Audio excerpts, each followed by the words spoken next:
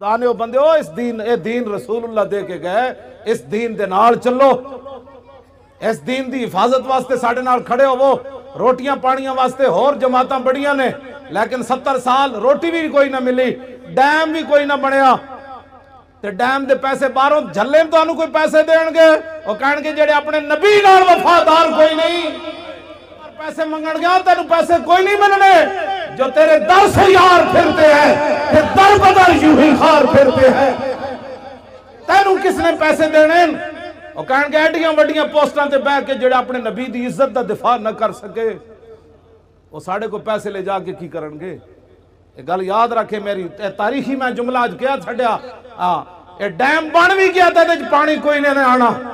تو سا نبی دی ناموس نال غداریاں کر کے پیسے میں لڑ دیو قومہ کڑو،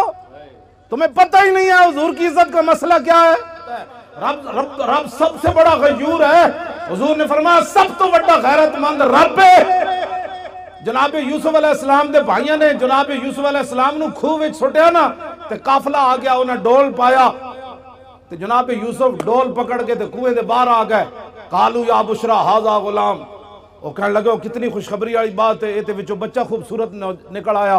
بھائی پھر نسدے آئے، انہیں کہا تھا ساڑھا بھجیا ہوا غلام ہے، انہیں کہا ان کی پروگرام ہے، انہیں کہا وَشَرَوْا بِثَمَنٍ بَخْسٍ دَرَاهِمَ مَعْدُودَةٍ وَكَانُوا فِيهِ مِنَ الزَّاهِدِينَ، انہیں کہا سی یہ غلام بیچنا ہے، نسن دی بڑی بھیڑی عادت ہے، چاند کھوٹے درم ہی دے دیو، اسی یہ غلام بیچنا ہے۔ جناب یوسف دی قیمت لگی بازار مصر، اے علماء کم از کم 6 مہینے جمعہ پڑھا سکتے ہیں سورہ یوسف دے ہوتے، تسی کیوں نہ پڑھا دے جمعہ؟